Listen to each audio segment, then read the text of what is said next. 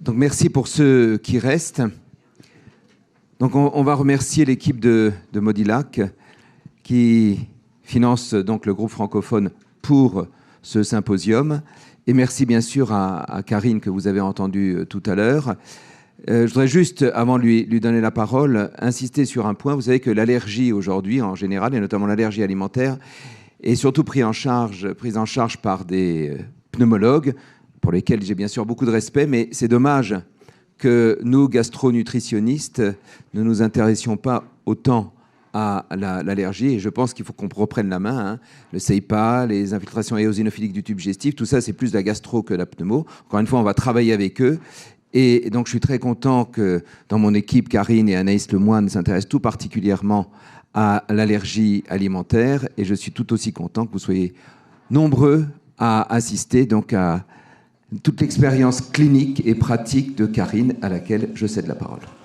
Merci beaucoup. Donc effectivement, c'est un sujet sur les allergies alimentaires plutôt effectivement d'ordre digestif. J'ai mis non IgE-médiées, mais vous verrez que parfois elles deviennent IgE-médiées. Donc c'est surtout sur des formes digestives, vraies et fausses allergies. Donc c'est un peu basé sur ma pratique clinique libérale. Vous savez que je suis dans le service de gastroentérologie à Trousseau, mais mon activité est principalement libérale. Donc je vois beaucoup de patients. Donc j'ai ciblé 4 cas cliniques et puis que ça amène à la discussion après et aux questions. Donc les conflits d'intérêts toujours. Donc les symptômes digestifs et allergies alimentaires, cette étude de Meyer de 2013 montre qu'effectivement ils sont fréquents et nombreux. Donc les douleurs abdominales, 90%, les diarrhées principalement, les ballonnements et flatulences et les vomissements. La perte de poids, mais seulement dans un cas sur 2. Les pleurs, comme on peut voir dans les coliques, un cas sur 2, constipation. Mais en fait, tous ces symptômes, c'est quand même très compliqué parce que ces symptômes-là sont très fréquents chez l'enfant en dehors de l'allergie alimentaire et c'est là tout le débat. Les allergies alimentaires et autres réactions alimentaires, ces deux études montrent qu'en fait, il y a beaucoup de surestimation des allergies alimentaires. 20% dans l'étude anglaise décrivent une intolérance alimentaire et quand on fait des TPO, donc des tests de provocation orale en double aveugle contre placebo, finalement, on retrouve des réactions allergiques dans moins de 2% des cas. Dans l'étude allemande qui est plus récente, un tiers décrivent une réaction alimentaire et quand on fait un TPO, donc 33% à peu près, et quand on fait un TPO double aveugle contre placebo, il y a seulement 3,6% de réelle allergie alimentaire. Donc il y a une vraie surestimation des allergies alimentaires chez l'enfant comme chez l'adulte, puisque les parents, vous allez voir, voient effectivement beaucoup d'allergies alimentaires et pensent que tout est lié à un aliment. Les réactions alimentaires qui sont décrites, donc il y a les réactions immunologiques, les allergies dont on va parler, la maladie cœliaque, les réactions non immunologiques qui sont les intolérances, donc avec les déficits enzymatiques comme l'intolérance au lactose et beaucoup de parents confondent encore l'intolérance au lactose et l'allergie aux protéines de lait de vache et on est en permanence en train de leur réexpliquer la différence. Et puis, les réactions digestives ou extra-digestives aux aliments, que sont les troubles fonctionnels intestinaux, le syndrome de l'intestin irritable et tous les autres, effectivement, voilà. Et puis, les réactions toxiniques. Les allergies alimentaires, donc maintenant, il y a une vraie sémantique. Il y a les formes IgE-médiées, les formes mixtes IgE et non IgE-médiées et les formes non IgE-médiées.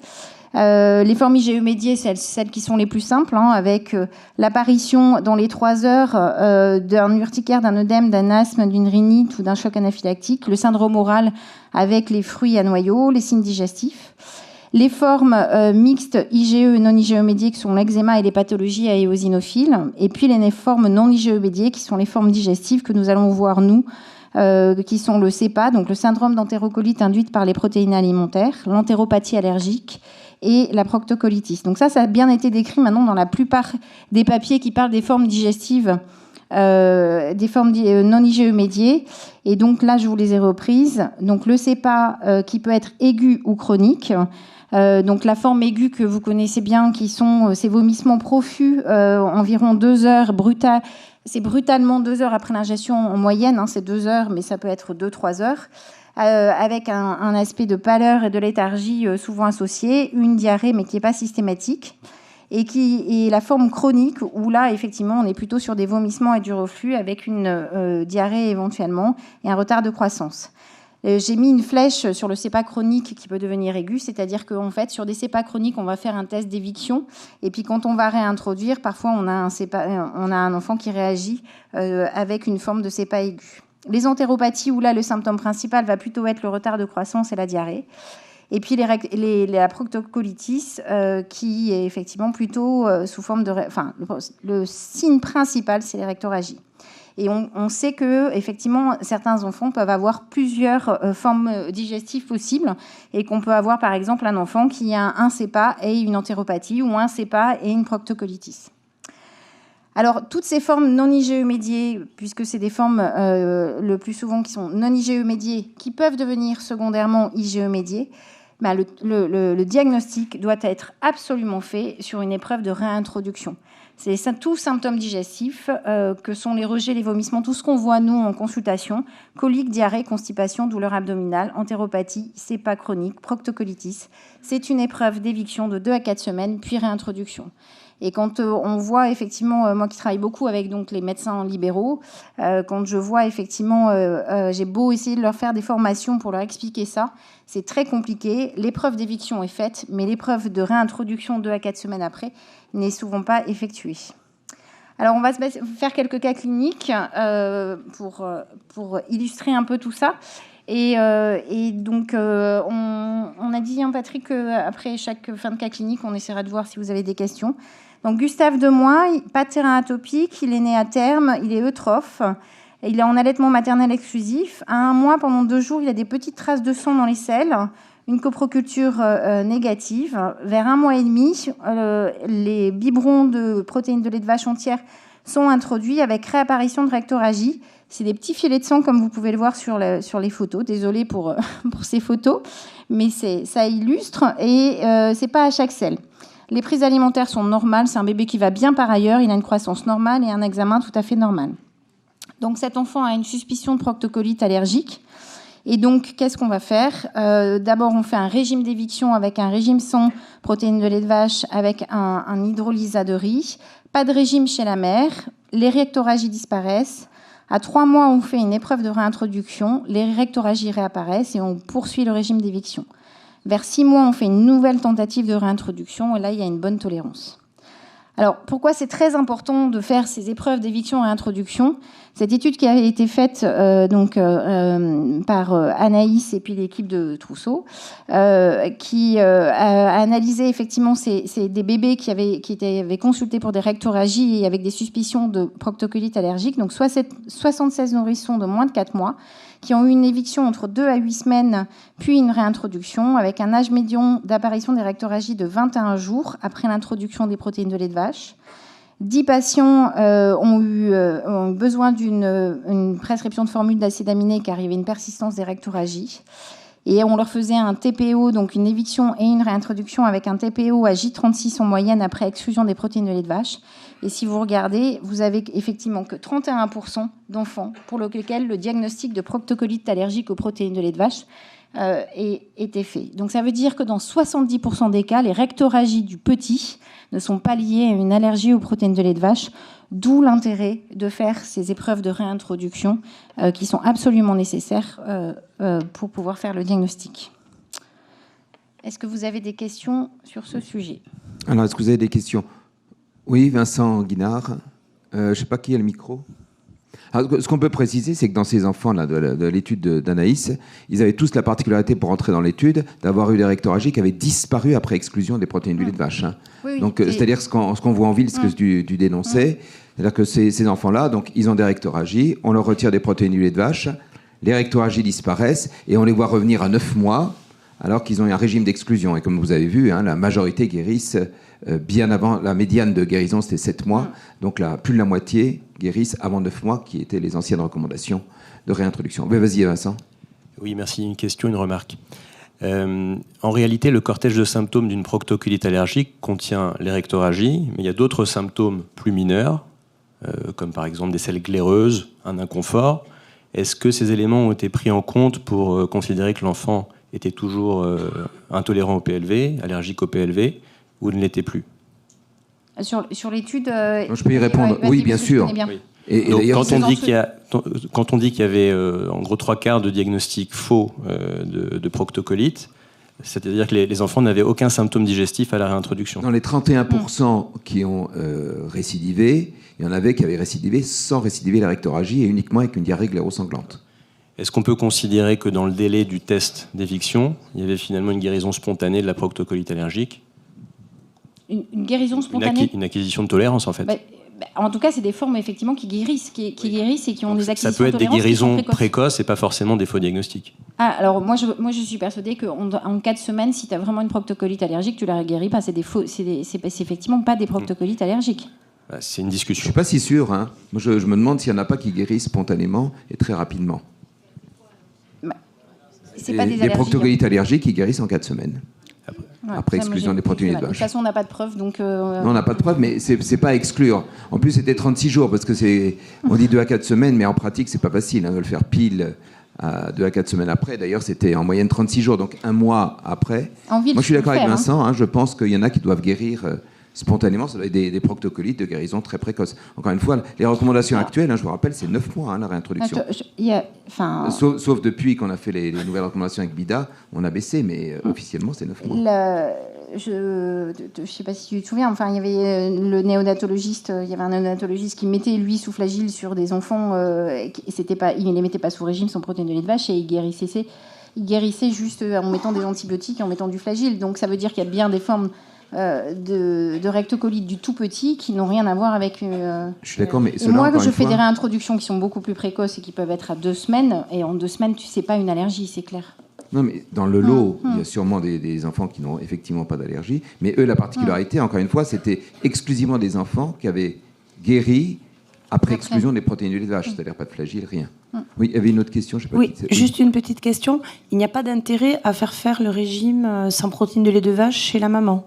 Non, on va en parler après, ça. Ah, bon, ok. D'autres questions ? Enfin, pas d'emblée, en tout cas.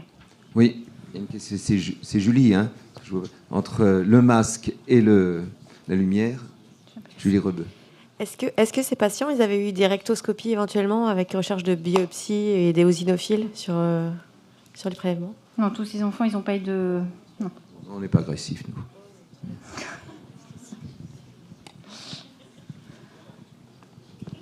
D'autres questions ? Vas-y, continue. Donc on va passer à un autre sujet. Donc Elisa, elle a 2 ans. Je l'ai vue en consultation pour des troubles du sommeil. Pas d'antécédents particuliers. Elle est née à terme, eutrophe. C'est une enfant allaitée depuis la naissance. Et donc les symptômes principaux, c'est nombreux réveils nocturnes avec des pleurs très importants. Elle est calmée par les tétés quand elle se réveille la nuit, mais elle rote tout le temps. Elle régurgite, mais jusqu'à 6 mois. Après, les régurgitations sont arrêtées. Et puis, la maman décrit des selles glaireuses et explosives. Elle a un examen et une croissance normale. Elle a eu, bien sûr, vu les pleurs, des traitements prescrits par les médecins qui l'ont vu, d'Inexium, de Mopral, qui ont été inefficaces. Et puis, elle a vu une allergo qui a fait de nombreux patchs, avec des évictions multiples, protéines de lait de vache, brebis, chèvre, riz, porc, poulet, poisson, vanille, pommes de terre, maïs, quinoa, chez la mère. Puis, quand la mère diversifie l'enfant, elle ne donne pas tous ces aliments-là. Donc, de nombreuses évictions. Et la maman me dit que si elle-même mange un aliment interdit, elle racle sa gorge, elle mâchouille, la petite, elle ne dort pas du tout et encore moins. La maman pense qu'elle a des reflux internes qui sont liés à de nombreuses allergies. Elle a peur d'intoxiquer sa fille et elle n'arrive pas à introduire des aliments nouveaux. Progressivement, j'arrive à lui réintroduire faire un certain nombre de réintroductions alimentaires chez la mère et chez l'enfant. Mais par contre, les protéines de lait de vache, j'ai du mal à y arriver. C'est difficile à introduire pour la mère. Elle a du mal à accepter. Et puis, il y a toujours des réveils nocturnes qui persistent, qui ne se sont pas aggravés nécessairement avec l'introduction des aliments chez la mère et l'enfant. Mais il y a toujours des réveils nocturnes. Et là, la maman me dit mais c'est pas possible, elle a mal, elle a un reflux interne, elle est gênée par des rots en permanence. Ça va pas du tout, il y a un problème, elle a une allergie. Donc, je finis par lui faire une pH-métrie, impédance-métrie pour lui démontrer et pour regarder effectivement ce qui se passe. C'est une enfant qui n'a pas du tout de reflux acide ou alcalin et pas de reflux gazeux. Et donc cet enfant, je l'adresse, enfin, la maman accepte d'aller voir une psychologue.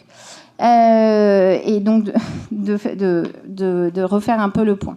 Donc c'était pour parler un petit peu, parce que on en a déjà parlé avec notamment Hugues Piloquet, de ces allaitements. J'aurais pu vous en mettre des dizaines de cas comme ça. Je pense que ceux qui font, voilà, je vois des gens qui font oui, oui, oui avec la tête.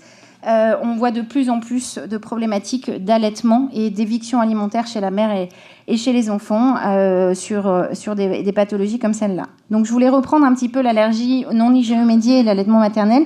Donc effectivement, dans le lait maternel, il y a des allergènes alimentaires présents qu'on retrouve. Et donc, par exemple, la bêta-lactoglobuline dans le lait maternel, sur cette étude sur 55 mamans, il y avait 75% des mères qui avaient effectivement la présence de bêta-lactoglobuline, mais les variations sont vraiment individuelles et avec des concentrations qui bougent dans le temps. Donc c'est très difficile déjà. Et ensuite, c'est des quantités qui sont extrêmement faibles et variables. Donc la réaction clinique, est-ce qu'on va avoir une allergie non IgE-médiée à forme digestive via le passage du lait maternel? C'est une grande discussion. Et tous les autres allergènes, parce que là on parle du lait de vache, mais est-ce qu'on peut avoir vraiment autant d'allergies comme le suspectent toutes ces mamans qui viennent nous voir en disant que leur enfant est allergique à tout? Et donc, il y a un papier qui est sorti il n'y a pas très longtemps, donc en 2019, de la Société d'allergologie européenne sur justement le diagnostic et le management de ces formes non IgE-médiées gastro-intestinales qui passent via le lait maternel. Donc, ils redisent bien ce qu'il faut faire, c'est-à-dire une éviction de l'allergène du régime maternel 2 à 4 semaines, puis un test de réintroduction, sauf dans les formes effectivement très sévères, que si à la réintroduction chez la mère, le diagnostic paraît douteux, ce qui est souvent le cas, à ce moment-là, c'est ce que moi je fais en pratique, je réintroduis chez l'enfant quand il est diversifié ou quand elle a introduit les biberons. C'est ce qu'on voit très très souvent, en tout cas moi dans ma pratique clinique, sur les périodes de colique, c'est-à-dire entre 0 et 3 mois où il y a ces bébés qui pleurent. On met la maman, elle se met sous régime sans protéines de lait de vache. Et donc, on fait le test d'éviction. Elles vous disent ça va quand même un peu mieux, mais c'est pas parfait parce que bien sûr, il reste des coliques. Et l'enfant continue de pleurer. Et puis, quand elle commence à réintroduire, elles disent ah là là, il a un peu plus de gaz, il est un peu moins bien et ça va pas, et ainsi de suite. Et donc là, je sais que de toute façon, je m'en sortirai pas. Donc, j'attends qu'il soit diversifié ou qu'elle ait commencé un sevrage. Et à ce moment-là, je fais la réintroduction en direct chez le bébé, ce qui permet de voir plus facilement s'il y a vraiment des signes objectifs, comme effectivement des rectorragites ou une diarrhée, des vomissements ou des signes un peu plus objectifs que simplement il se tortille un peu plus, il pleure un peu plus, il rote un peu plus ou il mâchouille un peu plus. Donc dans ce papier, effectivement, ils reprennent toutes les formes des allergies non IgE-médiées. Donc le CEPA, c'est 5% de ces patients qui ont des symptômes via le lait maternel. Donc ils ne font pas faire d'éviction systématique, Emmanuel, mais seulement s'il y a des symptômes qui persistent. C'est-à-dire que dans un deuxième temps, s'il y a encore des rectorragies qui persistent, à ce moment-là, on va effectivement faire une éviction des protéines de lait de vache via le lait maternel.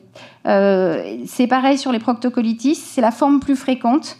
Donc on fait un test d'éviction réintroduction pareil, mais on ne le fait pas de manière systématique. Et en tout cas, si l'enfant est uniquement allaité, on va faire un test d'éviction réintroduction. Sur l'entéropathie, sur le reflux gastro-œsophagien, sur la constipation et sur les coliques, ces 3 formes-là, il n'y a rien qui est démontré comme allergie via le lait maternel. Et donc, ce qu'il suggère, c'est que si vraiment il y a une absence d'amélioration malgré les traitements, à ce moment-là, on fait un test d'éviction et introduction.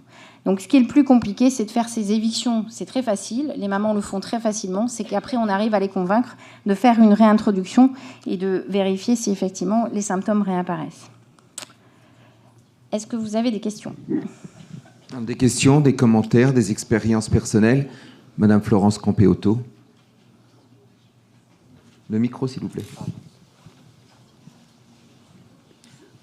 Non, juste une remarque. Chez ces enfants qui ont effectivement, pas forcément dans le contexte de l'allaitement maternel, mais où les mères disent on ne peut rien donner, il est allergique à tout, etc.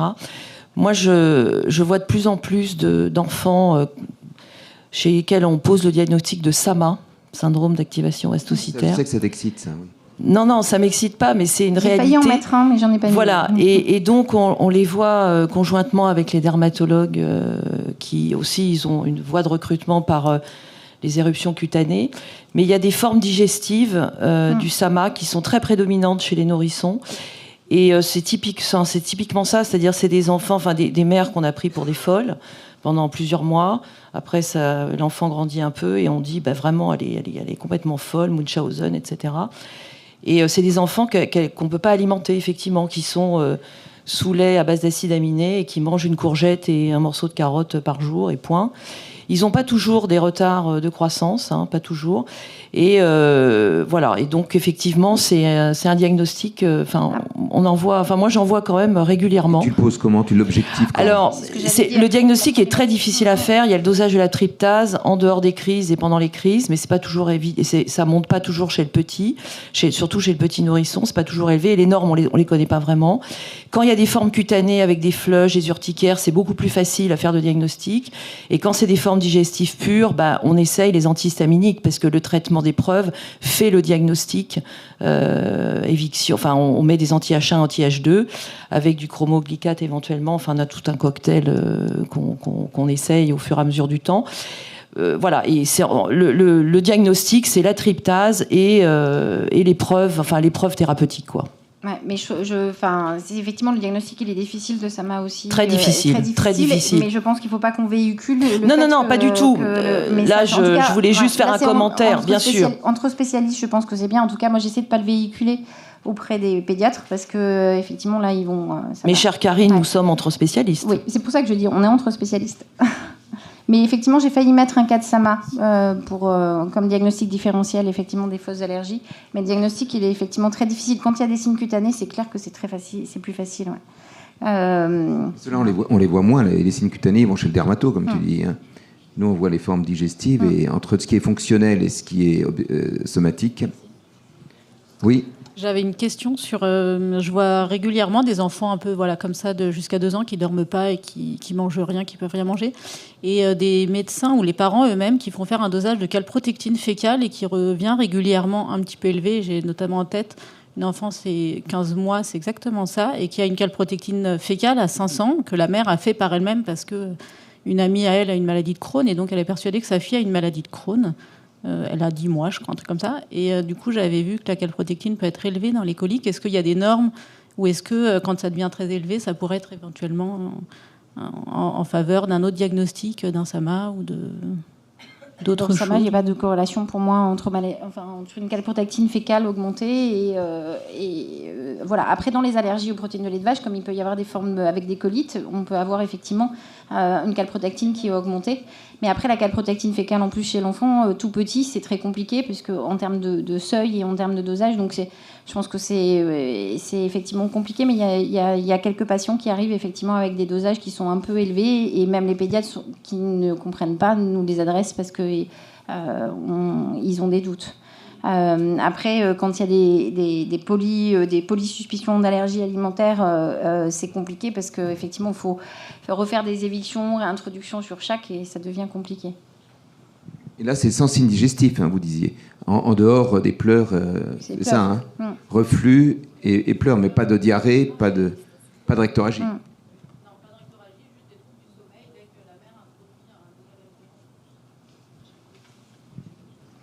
En tout cas, dans le SAMA, il n'y a pas de calprotectine fécale augmentée, donc en théorie. D'autres questions? Vas-y alors. Il y a une autre question? Pardon. Je suis aussi en libéral, et dans les bilans que font les parents par eux-mêmes et pas du tout prescrits par les pédiatres, c'est tout ce qui est micronutritionniste, tous les bilans fécals et qu'ils envoient en Belgique ou ailleurs. Qui payent très cher. Qui payent très très cher, et aussi tous les IgG qui payent très très cher aussi. Bon, moi je commande pas en général, je rentre pas dedans, mais est-ce qu'on aurait un support via le groupe peut-être pour peut-être montrer via un comité scientifique que voilà, ce n'est pas validé, ce n'est pas scientifiquement prouvé? On pourrait faire un papier, oui, effectivement, parce que c'est pas validé, fréquent. Et donc c'est fréquent, ouais. C'est une idée. Le problème, c'est que les micronutritionnistes et autres ne sont pas du tout accessibles aux vrais scientifiques. Donc on peut faire tous les papiers qu'on veut, ils ne les lisent pas. Les parents, ils croient plus, ils ont besoin d'avoir un diagnostic. Hein. C'est très compliqué. Pierre. Hein. Oui. Pierre, même question pour les patchs. Les patchs alimentaires, on voit de temps en temps des enfants qui nous sont adressés avec des patchs multiples avec la dinde, le poulet, alors qu'ils n'en ont même pas mangé. C'est les petits comme voilà. la petite patiente. Là. Et moi, j'aimerais bien qu'on ait une clarification parce que ça fait perdre la confiance, ça risque de faire perdre la confiance des parents envers les médecins ou les... Je me pose cette question. Commentaire, Karine, sur les patchs? Les patchs ne sont pas recommandés dans la plupart des cas. Après, on peut les faire de manière un peu exceptionnelle dans les suspicions d'œsophagite à éosinophiles ou dans les œsophagites à éosinophiles, parce que ça peut parfois orienter. Mais sinon, on ne fait plus de patchs. Ils n'ont plus de valeur. Donc, effectivement, pas de patch. Après, il y a encore des personnes et cette personne, elle patche tous les enfants, effectivement, oui. À chaque fois. C'est pas une vraie allergo. Non, je rebondis pour... Donc, il n'y a pas d'œsophagite à éosinophile chez le nourrisson, on est d'accord? Si, quand même. Si, il y a des œsophagites à éosinophile. Donc, ça veut dire... C'est 12h30, ça doit s'arrêter. Qui est-ce qui... Mais on avait un quart d'heure de retard, hein. Marc, tu sais pas? C'est 12h30. On a commencé avec un quart d'heure de retard, non? Jusqu'à 12h45. Un dernier commentaire, même sur l'œsophagite à éosinophile, l'utilisation de patchs dans la dernière recommandation n'est plus recommandée. Non, mais la valeur prédictive positive ne dépasse pas 54%. Mais s'il est intéressant de faire, je continue à insister, intéressant de faire un bilan allergo, que ce soit global, pneumo-allergène et tropho-allergène, pour en décider d'autres signes. Ce n'est pas effectivement uniquement les régimes d'éviction, mais la prise en charge globale de l'enfant. Oui, Juste précision. On est d'accord. J'avais une question, pardon. Calamant-Béziers. Oui. C'est des allergiques, c'est-à-dire qu'à partir d'un certain âge, ces formes non IgE-médiées, avec tout, on les voit tous arriver, est-ce que c'est des allergiques? C'est ça la question. Et sur quoi on peut dire aux parents, il a X années de vie ou X mois de vie, au départ c'est une forme non IgE-médiée, ce n'est pas une allergie. Est-ce qu'on peut le dire? Mais tu parles des tout petits, Non, je parle des enfants qui ont dépassé 9 mois, 18 mois, 24 mois, qui n'ont pas des formes IgE-médiées, parce que c'est pas une forme IgE-médiée. Ils sont toujours sous exclusion, ils sont toujours sous antisécrétoires, etc. Enfin, je pense que les gastropédiatres, on en voit tous, là, des séries. Et moi, il me semble que ce ne sont pas des allergiques, ces enfants. Est-ce qu'on peut leur dire? Ou est-ce qu'il y a des critères qui permettent d'accepter cette trajectoire qu'ils vivent depuis des mois? En gros, c'est toujours pareil, c'est éviction, réintroduction. Si le diagnostic, moi ce que j'explique toujours, c'est le diagnostic tardif d'allergie non IgE-médiée tardif, il est quand même extrêmement rare, notamment sur l'allergie aux protéines de lait de vache. Donc j'essaie effectivement de leur confirmer par A plus B qu'en faisant éviction, réintroduction et en leur disant je veux une amélioration qui soit nette. Enfin, moi je leur dis c'est net, c'est zéro symptôme. C'est-à-dire qu'un enfant qui pleure, un enfant qui a des gaz, je veux que ce soit zéro. Et après, je réintroduis. Après, je crois pas à l'allergie tardive qui apparaisse effectivement. Voilà. Après, on voit quelques formes un peu bizarroïdes avec des enfants qui ont eu des petits symptômes et puis qui s'aggravent au fur et à mesure. Mais ils avaient des symptômes au départ quand même. Ils avaient des petits symptômes qui vont finir par s'aggraver et on va faire le diagnostic très tardivement. Mais sinon, moi, je leur en démontre par A plus B que effectivement éviction, réintroduction et je leur dis je veux une amélioration qui soit à 0. C'est comme quand vous faites un test IPP parce que vous n'avez pas le choix, parce que les parents ils sont là à vous demander. Je leur dis, c'est sur les troubles du sommeil, je veux pas une amélioration de 10 réveils nocturnes à 5 réveils nocturnes. Je veux 0 Donc oui, Pierre, nocturne. Tu peux leur dire que c'est pas une allergie. Voilà. C'est ça qu'ils voulaient savoir. Ouais. Voilà, je résume. Vas-y, parce que... Louise, 7 mois. Alors là, c'est une forme un peu plus particulière. Ça ne rentre pas à 100% dans les formes purement digestives et non IgE-médiées, mais c'est un tableau qui... intéressant. Louise, elle a 7 mois, pas d'antécédents familiaux particuliers en dehors d'un eczéma dans l'enfance. Elle est eutrophe, elle est en allaitement maternel et puis vers l'âge de 3-4 mois, on introduit les protéines de lait de vache. Elle est diversifiée à 4 mois. Et à partir de J10 d'introduction des biberons avec protéines de lait de vache, apparaissent des œdèmes palpébraux le matin au réveil qui disparaissent dans la journée. en quelques heures, initialement non quotidiens, mais qui deviennent de plus en plus réguliers et plus importants. Il n'y a pas de diarrhée, pas de vomissement, pas de signe cutané, pas de difficulté alimentaire, pas de signe extradigestif.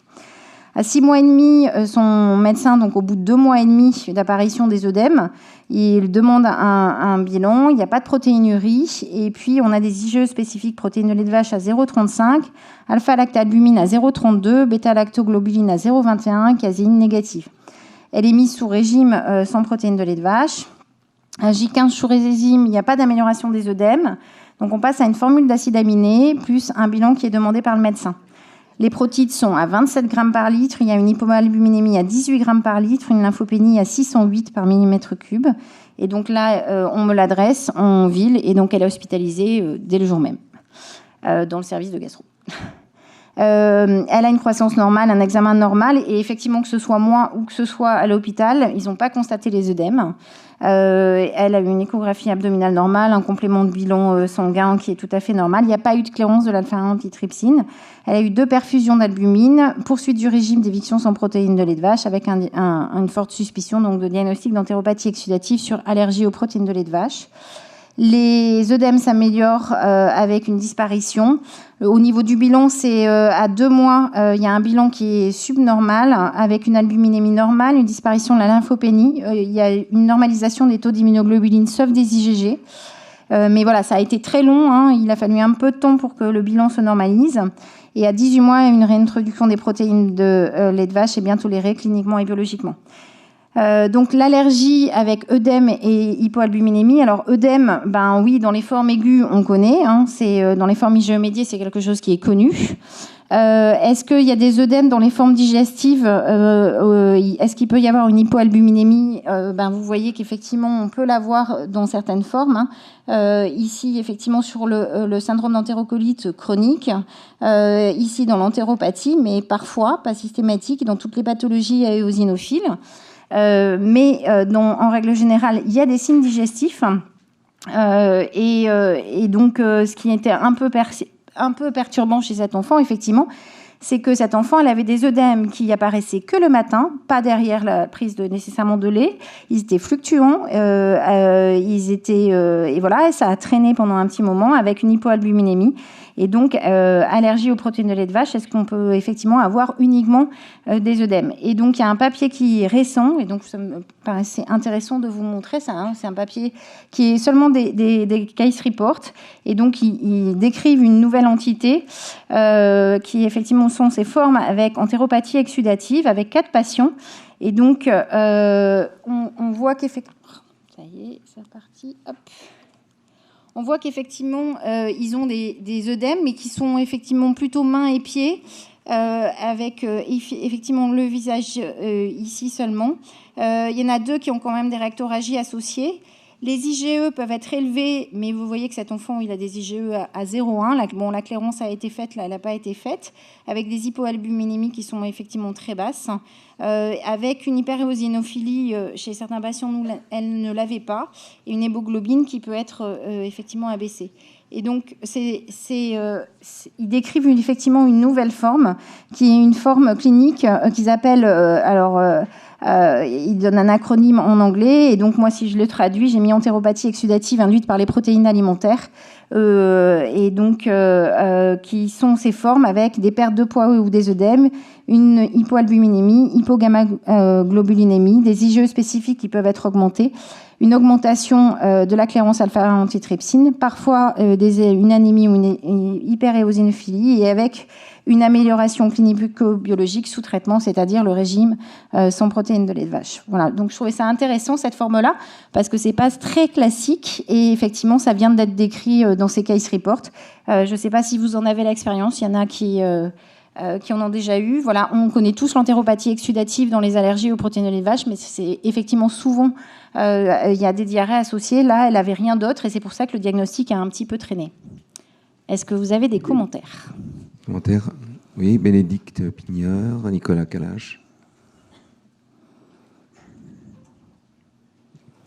Est-ce que c'est vraiment des allergies, ces patients-là? Il faudrait peut-être les explorer, notamment dans la voie des FOXP3. C'est peut-être des IPEX un peu atypiques, c'est peut-être des anomalies. Ils guérissent complètement après exclusion des protéines de on vache. en a eu quand même des un peu bizarres qui maintenu avec du néoquette pendant longtemps ou qui après réintroduisent. Enfin, moi, je pense que ces patients-là un peu atypiques, ça vaut le coup de les explorer. Hein. C'est pas... Attends, il y avait Nicolas Calache avant, Florence. Oui, Karine, est-ce qu'ils ont des biopsies digestives hautes ou basses chez les enfants? Non. Parce que si, moi... alors certains en ont eu, il me semble, et effectivement, c'est décrit dans les pathologies à éosinophiles avec dans les formes de gastrite à éosinophile. Absolument. Voilà. Pour ça, moi, je voulais revenir. Et en fait, pourquoi tu veux une biopsie Parce que j'en ai 2 expériences. Première expérience avec un enfant qui a fait la même chose, mais qui était beaucoup plus âgé que ça. Et moi j'ai dit, donc là, j'ai biopsié, j'ai trouvé une gastrite à éosinophile. Et donc, quand on a fait le bilan allergologique, c'est travaillé en relation avec une APLV. Et on est arrivé jusqu'avec des acides aminés et il est guéri. J'en ai une deuxième histoire qui est une histoire de chasse. C'est un enfant qui est donc en bas âge, qui avait une allergie, qui est guéri, qui est revenu à l'âge de 5 ans avec un tableau d'entéropathie exudative. Je dis, c'est revenu. Finalement, non, c'est un hélicobacter positif. Et c'est décrit dans la littérature. Il y a 3 cas déjà publiés. Hélicobacter positif, il peut donner une entéropathie exudative. Comme ça, avec une hypoalbuminie. L'éradication bactérienne, ça finit par donc la guérison. Quand c'est gastrique, la clairance de l'alpha-antitrypsine est normale. Donc, ça permet de distinguer. Merci. Alors... Oui, vas-y Florence, je croyais que c'était la même question. Non, alors moi, effectivement, je me posais la question avec Alexis, on se disait, on aurait fait peut-être une fibroscopie haute avec des biopsies duodénales pour voir s'il n'y avait pas des lymphangiectasies, ce qui pouvait expliquer le tableau. Et après, ça dépend. Encore une fois, les lymphangiectasies, il n'y a pas de raison qu'ils guérissent après exclusion des protéines du lait de vache, bien au contraire. Ça dépend quel lait tu mets, avec quel type de lait, TCM et TCL. Un hydrolysa ou un truc de lait. Donc il y a plein de TCL dedans.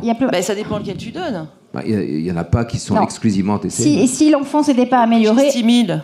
Non, mais nous, effectivement, on fait partie d'une équipe où on avait décidé, et c'est pour ça que j'en ai rediscuté, parce qu'au bout de 2 mois, je trouvais que ça avait du mal à s'améliorer, j'en ai rediscuté, mais on avait décidé, on faisait le régime d'éviction, et on voyait s'il y avait une amélioration. Il n'y aurait pas eu d'amélioration significative, à ce moment-là, on serait parti pour faire des explorations. Mais nous, on n'était pas parti dans l'idée, il y avait des IgE spécifiques qui étaient quand même limites. On la met sous régime, elle s'est quand même un peu améliorée, elle s'est quand même améliorée au fur et à mesure. Donc la décision, elle a été, on ne fait pas de on ne fait pas de biopsie. Mais je suis d'accord avec toi, si ça n'avait pas guéri, bien sûr qu'on aurait fait. Bien sûr qu'on aurait fait. On aurait recherché une lymphangiectasie. Mais on avait décidé de ne pas le faire d'emblée. Après charge en lipides, pour que ce soit bien lisible. On a le temps là ou pas? Je sais pas, les organisateurs. Camille, elle est là. 2 minutes. Alors 2 minutes, ça va être compliqué, mais avec un quart d'heure de retard. Je vais juste vous parler d'un cas. Juste pour vous parler, alors là, effectivement, ça a traîné, période de Covid, mais on est un peu sur le même genre de tableau, un peu compliqué. Allaitement maternel exclusif, régurgitation 5 à 10 par jour, des pleurs de 0 à 3 mois, des troubles du sommeil, des fréquents, une flatulence. Toujours les mêmes genres de... Et vu par la même allergologue qui a patché, donc là, pareil, multiples évictions alimentaires chez la mère, dont les protéines de lait de vache depuis l'âge de 3 semaines. Et la maman dit toujours pareil, si la mère mange des protéines de lait de vache, elle a la diarrhée. Des traitements par IPP, bien sûr, à nouveau effectués. La première consultation se fait à 4 mois. J'ai essayé de lui faire arrêter le Mopril, ce qui a été difficile. J'ai mis un petit moment parce qu'elle a eu du mal, la maman, à accepter d'arrêter le traitement. Elle a voulu commencer le sevrage, donc on a mis un hydrolysa de protéines de lait de vache. Il y a eu une discrète amélioration, mais il y avait toujours une espèce de diarrhée. Après, on part dans un truc avec... donc, j'ai essayé une formule d'acide aminé parce que ça allait toujours pas mieux. Et là, la maman me dit, mais elle vomit, elle a la diarrhée, elle pleure. Alors, j'ai essayé une formule d'acide aminé épici. Elle me dit, elle réveille encore plus. Et donc là, on est sur la période de confinement où la maman, elle fait des changements entre la formule d'acide aminé normale, la formule d'acide aminé épaissie, voilà. Et elle me dit que de toute façon, quelle que soit la formule, ça va pas. À 11 mois, je la revois en consultation après les périodes de confinement. Elle est sous formule d'acide aminé épaissi. Et puis là, elle me raconte qu'elle est diversifiée depuis l'âge de 4 mois. Ça se passe sans problème, sauf avec la pomme de terre et la patate douce, avec des vomissements 3 heures après ingestion. Alors on se dit, qu'est-ce qui se passe? Elle a un CEPA pomme de terre, patate douce. Le sommeil s'est un peu amélioré. Il n'y avait pas de régurgitation à cette consultation. Et le transit est normal. Et puis je la revois à 13 mois. Et là, elle me dit, mais c'est pas possible, la diversification est compliquée. J'arrive plus à donner aucun aliment. Elle dort pas, jamais. C'était pire sous allaitement maternel, mais là, franchement, c'est pas possible. Elle me dit, dès que je donne des féculents, il y a des réveils nocturnes importants. Le sommeil, par contre, est normal si je lui donne uniquement des courgettes. Il n'y a pas de rejet, il y a des selles qui sont assez molles et débordantes, une croissance qui est normale. Alors on essaie de faire plein de tests d'introduction d'aliments et elle me dit ça va jamais, l'enfant pleure. Alors elle me décrit pas une enfant qui est difficile dans la journée, mais toujours la nuit. Et puis qu'elle peut avoir des selles liquides, donc elle arrête la formule d'acide aminé épaissi. On passe à une formule non épaissie. Les selles sont correctes, mais il y a plus de pleurs. Elle a plus d'1 an, donc je lui passe à la même formule, mais qui est pour les enfants de plus d'1 an. Et là, elle me dit ça va pas, mais c'est la même formule. Donc je comprends pas. J'essaie de comprendre, mais je comprends rien. Donc je lui propose une hospitalisation pour faire un bilan. Elle refuse. On repart sur les confinements parce que c'est la période de tous les confinements, donc elle veut pas venir à l'hôpital. Je finis par lui prescrire un test au saccharose, mais qui est annulé. Et donc je me dis, je vais lui faire un petit test avec de la diarrhée. Je lui donne un tout petit peu d'adiaryl. Elle me décrit des selles acides avec des troubles du sommeil. Et donc, on finit par l'envoyer pour faire une biopsie intestinale qui confirme le diagnostic de déficit en saccharase isomaltase. Et elle débute un traitement par sucrède. Donc, le message que je voulais faire passer, c'est effectivement que il fallait penser au diagnostic différentiel et au déficit congénital en saccharase isomaltase sur ces tableaux-là, ce qui est un peu compliqué. Que les troubles digestifs, effectivement, alors je ne vais pas vous faire le topo puisqu'on n'a pas le temps. Que les symptômes digestifs, irritabilité, troubles du sommeil, est-ce que c'est une allergie alimentaire? Est-ce que c'est des troubles fonctionnels intestinaux? Ou est-ce qu'on est sur un déficit en saccharase isomaltase? Et donc, il faut y penser quand il y a une alimentation qui est très sélective, effectivement, avec des difficultés d'introduction alimentaire, et qu'il faut savoir donc passer au diagnostic différentiel sur ces tableaux un petit peu douteux. Voilà, je vous remercie.